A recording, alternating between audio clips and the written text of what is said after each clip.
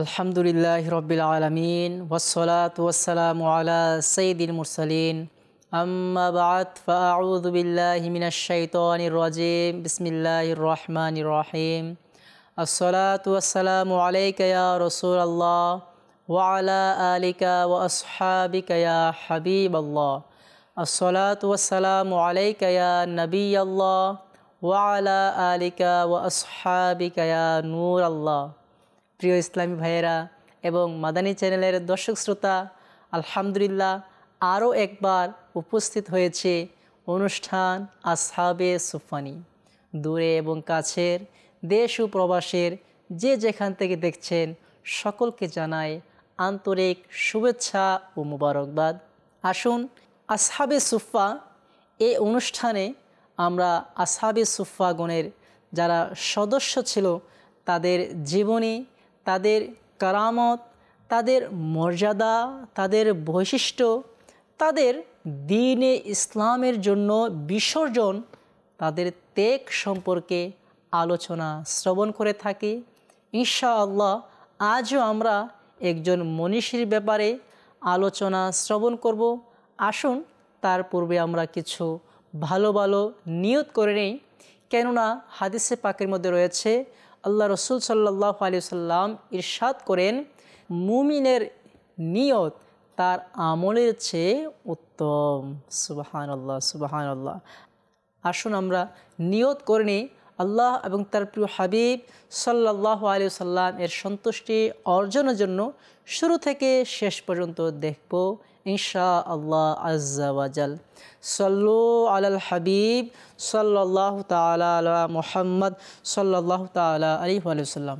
আসুন আমরা আমাদের প্রিয় আকা সাল্লাল্লাহু আলাইহি ওয়াসাল্লাম এর প্রতি দুরূদে পাক পাঠ করার একটি ফজিলত শ্রবণ করে নিই।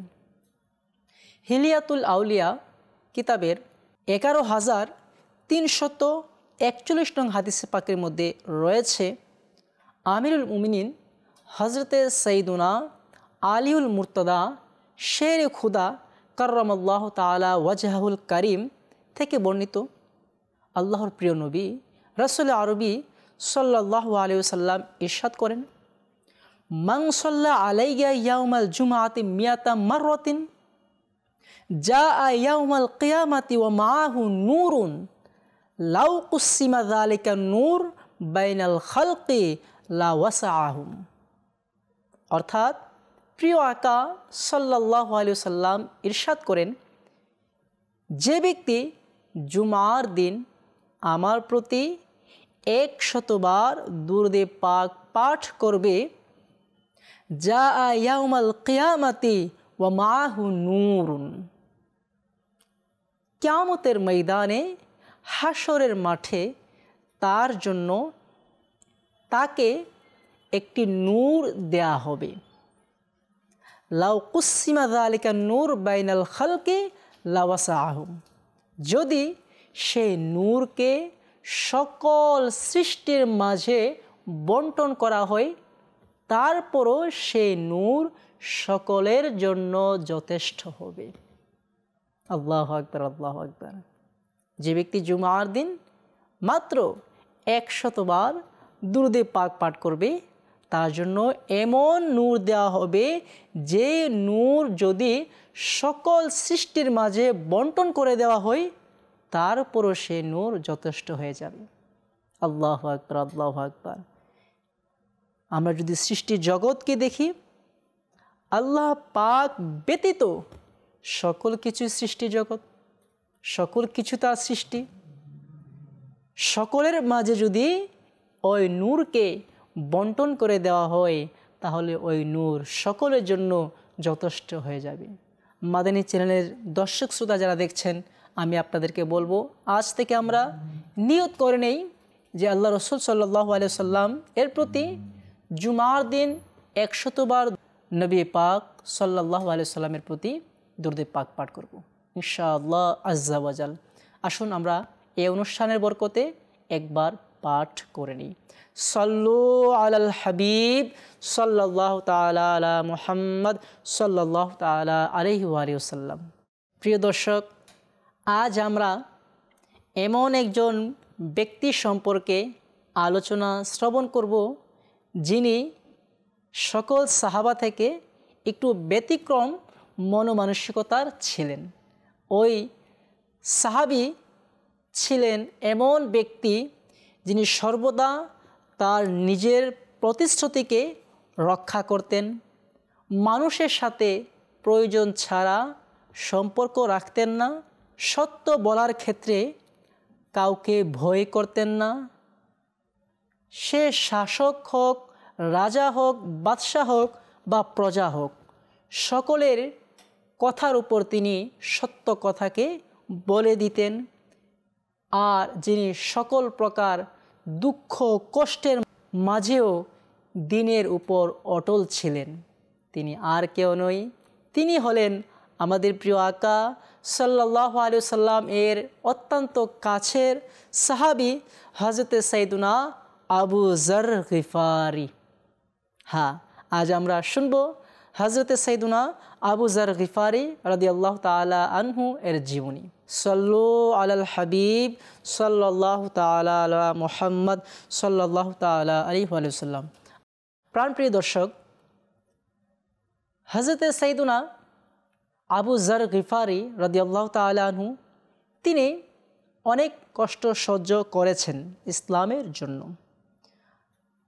তিনি ইসলামের প্রাথমিক যুগে, অর্থাৎ যখন নবী করিম সাল্লাল্লাহু আলাইহি সাল্লাম নবুয়াতের ঘোষণা দিয়ে দেন, তখনই তিনি ইসলামের ছায়াতলে আশ্রয় গ্রহণ করেন। তার ইসলাম গ্রহণের ব্যাপারটি অত্যন্ত প্রসিদ্ধ, যা বুখারী শরীফের মাঝেও স্থান পেয়েছে। আবু যর গিফারি রাদিয়াল্লাহু তাআলা আনহু এর ইসলাম গ্রহণের সম্পূর্ণ ঘটনাকে একটি হাদিসে পাকে বর্ণনা করা হয়েছে, যা বুখারী শরীফের 3522 নং হাদিসে পাক আমি আপনাদেরকে শোনাচ্ছি। হযরতে আবু জামরাহ রহমতুল্লাহি তাআলা আলাইহি থেকে বর্ণিত, তিনি বলেন, আব্দুল্লাহ ইবনে আব্বাস রাদিয়াল্লাহু তাআলা আনহু আমাদেরকে বললেন, আমি কি তোমাদেরকে আবু যর গিফারি রাদিয়াল্লাহু তাআলা আনহু এর ইসলাম গ্রহণের ঘটনা শোনাবো না? আমরা বললাম, হ্যাঁ, অবশ্যই বলুন। তখন তিনি, বুখারী শরীফে রয়েছে, ইবনে আব্বাস রাদিয়াল্লাহু তাআলা আনহু তিনি বলতে লাগলেন, হযরত সাইয়্যিদুনা আবু যর গিফারি রাদিয়াল্লাহু তাআলা আনহু এর বক্তব্য হলো, আমি গিফার গোত্রের একজন মানুষ ছিলাম। আমি শুনতে পেলাম যে মক্কায় এক ব্যক্তির আত্মপ্রকাশ হয়েছে, সে নিজেকে নবী বলে দাবি করছে। তখন আমি আমার ভাইকে বললাম, তুমি যাও, তুমি মক্কায় গিয়ে ওই ব্যক্তি সম্পর্কে কিছু তথ্য আমার কাছে নিয়ে আসো। তুমি গিয়ে ওই ব্যক্তির সাথে সাক্ষাৎ করো, তার সাথে আলোচনা করো এবং বিস্তারিত খোঁজ খবর নিয়ে আমাকে অবহিত করিও।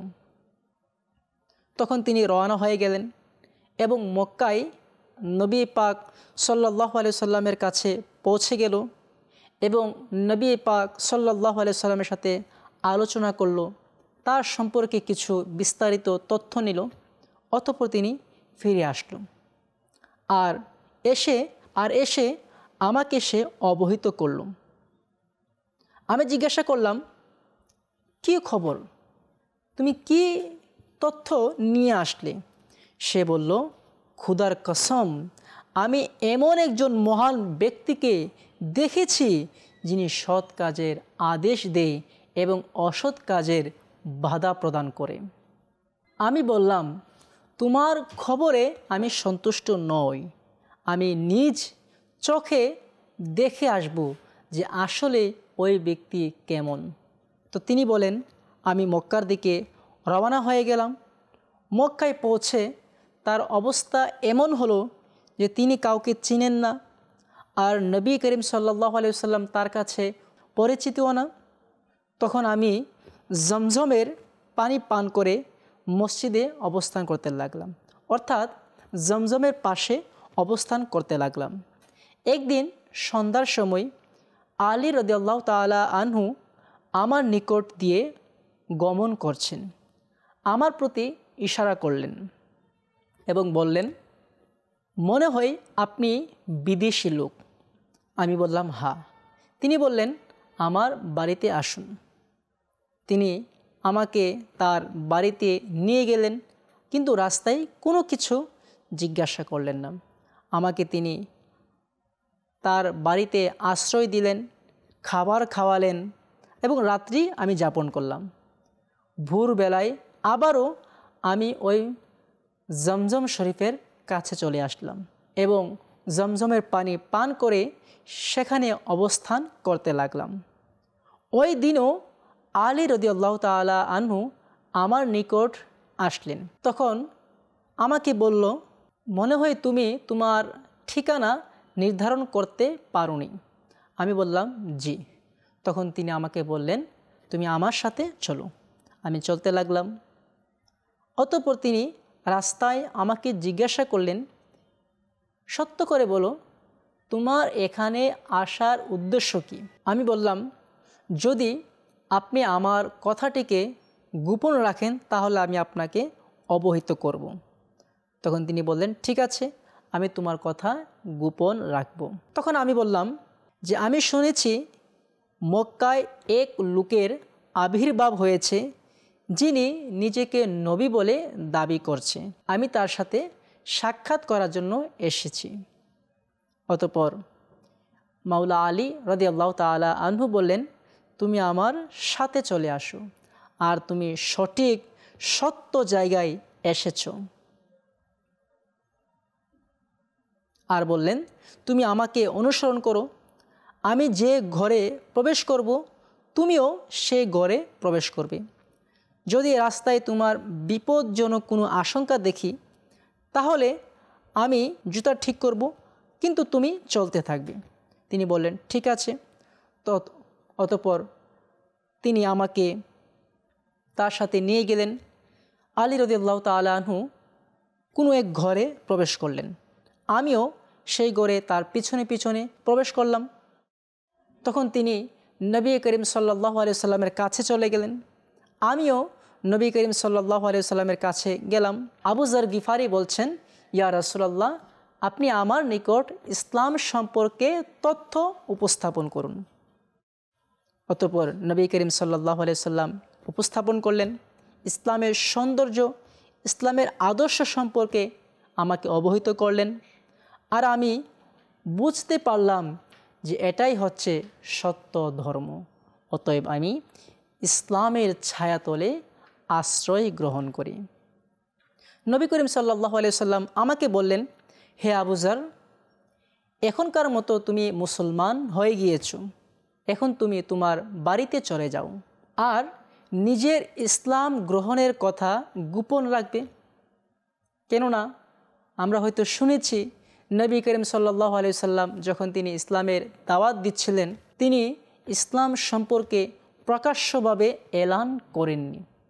তো আবু যর গিফারি রাদিয়াল্লাহু তাআলা আনহু ওই সময় মুসলমান হয়েছেন যখন প্রকাশ্যভাবে ইসলামের দাওয়াত প্রচার করা হয়নি। অতঃপর বললেন, যখন আমাদের বিজয়ের সংবাদ শুনবে তখন চলে এসো। আমি বললাম, ইয়া রাসূলুল্লাহ, যে আল্লাহ পাক আপনাকে সত্য দিন সহকারে প্রেরণ করেছে ওই খুদার শপথ করে বললাম, আমি কাফির মুশরিকদের সামনে উচ্চ স্বরে তাওহীদের বাণী ঘোষণা করব। ইবনে আব্বাস রাদিয়াল্লাহু তাআলা আনহু বললেন, এই কথা বলার পর তিনি মসজিদে হারামে চলে গেলেন আর কুরাইশের লোকেরাও সেখানে উপস্থিত ছিল। আর তিনি বলতে লাগলেন, হে কুরাইশগণ, তোমরা নিশ্চিতভাবে শুনে নাও, আমি সাক্ষ্য দিচ্ছি আল্লাহ ছাড়া কোনো মাবুদ নেই, আল্লাহ পাক ব্যতীত কোনো খোদা নেই, এবং আমি আরও সাক্ষ্য দিচ্ছি হযরত মুহাম্মদ সাল্লাল্লাহু আলাইহি ওয়াসাল্লাম আল্লাহর রসুল ও তার বান্দা। এ কথা শ্রবণ করার পর কুরাইশরা তার উপর নির্যাতন চালাতে লাগলো, তাকে আঘাত করতে লাগলো। আর তিনি নিজের ইসলাম গ্রহণের কথা এভাবে উচ্চ স্বরে বলতে লাগলেন, যা বুখারী শরীফের 3522 নং হাদিসে পাক আমি আপনাদেরকে শুনিয়েছি। প্রিয় ইসলামী ভাইয়েরা, একটি বিষয় হচ্ছে কিছু কিছু সাহাবায়ে কেরাম ছিল যারা নিজের ইসলাম সম্পর্কে গোপন রেখেছিলেন, কিন্তু আবু যর গিফারি এমন ব্যক্তি ছিলেন যিনি মুসলমান হওয়ার সাথে সাথে প্রকাশ্যভাবে উচ্চ আওয়াজে আওয়াজ দিতে লাগলেন, হে কুরাইশরা, হে মক্কাবাসীরা, তোমরা শুনে নাও, আমি মুসলমান হয়ে গিয়েছি, আমি আল্লাহকে এক হিসাবে মেনে নিয়েছি। আল্লাহু আকবার, আল্লাহু আকবার। ঈমানের কতটুকু আস্থা থাকলে, ঈমানের কতটুকু পাওয়ার থাকলে এমন বীরত্ব দেখানো যায়, যা হযরত সাইয়্যিদুনা আবু যর গিফারি রাদিয়াল্লাহু তাআলা আনহু দেখিয়েছেন। অতঃপর তিনি তার ঘরে, তার বাড়িতে চলে গেলেন। অতঃপর তিনি খন্দকের যুদ্ধের পর মদিনায় হিজরত করেন এবং আহলে সুফফাদের অন্তর্ভুক্ত হয়ে যান। আল্লাহু আকবার, আল্লাহু আকবার। প্রাণপ্রিয় ইসলামী ভাইয়েরা, কত ত্যাগ তার দ্বীনের জন্য। আর আবু যর গিফারি রাদিয়াল্লাহু তাআলা আনহু তিনি মুসলমান হওয়ার পর, ইসলাম ধর্ম গ্রহণ করার পর তার সম্মান অনেক বেড়ে গিয়েছে। মুজামুল কবির কিতাবের 1626 নং হাদিসে পাকের মধ্যে রয়েছে, আল্লাহর নবী রাসূল আরবি সাল্লাল্লাহু আলাইহি ওয়াসাল্লাম ইরশাদ করেন, যে ব্যক্তি হযরত সাইয়্যিদুনা ঈসা আলাইহিস সালাতু ওয়াস সালামের সাদৃশ্য দেখতে পছন্দ করে সে যেন আবু যরের দিকে তাকায়। আল্লাহু আকবার, আল্লাহু আকবার। তার সম্মান এমন ছিল, যখন তিনি নবী পাক সাল্লাল্লাহু আলাইহি সাল্লামের দরবারে উপস্থিত থাকতেন আর সাহাবাদের মাঝে কোনো কিছু বন্টন করা হতো, তখন সর্বপ্রথম আবু যর থেকে শুরু করা হতো। যখন তিনি উপস্থিত থাকতেন না, তাকে অনুসন্ধান করা হতো, তাকে ডেকে নিয়ে এসে তার থেকে কিছু বন্টন করা শুরু করা হতো। আল্লাহু আকবার, আল্লাহু আকবার। প্রাণপ্রিয় ইসলামী ভাইয়েরা, তিনি কত সম্মানের অধিকারী ছিলেন। আল্লাহু আকবার, আল্লাহু আকবার। আর তিনি ছিলেন ধৈর্য ধারণকারী, সবরকারী। মুসিবতে, কষ্টের মাঝেও, অভাবের মাঝেও তিনি সর্বদা ধৈর্য ধারণ করেছেন। একবার তার গোলাম তার ছাগলের পা ভেঙে দিল। এর কারণ জিজ্ঞাসা করলে ওই গোলাম বলল, আমি আপনাকে রাগান্বিত করতে চেয়েছি, যাতে আপনি আমাকে আঘাত করেন আর আপনি আমাকে আঘাত করে পাপী হিসেবে গণ্য হন। একথা শুনে তিনি বললেন, আমি তাকে রাগান্বিত করব। অর্থাৎ যে তোমাকে উদ্বুদ্ধ করেছে আমি তাকে রাগান্বিত করব, অর্থাৎ শয়তানকে রাগান্বিত করব। অতঃপর তিনি ওই গোলামকে আজাদ করে দিলেন। আল্লাহু আকবার, আল্লাহু আকবার। যে গোলাম তার ছাগলের পা ভেঙেছে তাকে রাগান্বিত করার জন্য, অথচ তিনি ওই গোলামকে আজাদ করে দিলেন। আল্লাহু আকবার, আল্লাহু আকবার। এই উজ্জ্বল দৃষ্টান্ত আপনি কোথায় দেখতে পাবেন, যা আবু যর গিফারি রাদিয়াল্লাহু তাআলা আনহুর মাঝে ছিল। আল্লাহু আকবার, আল্লাহু আকবার। তিনি সব সময় অল্প সম্পদে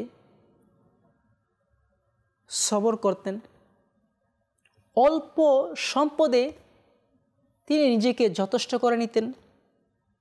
আর তিনি নিজের কাছে দিনার, দিরহাম অর্থাৎ টাকা পয়সা রাখা অপছন্দ করতেন।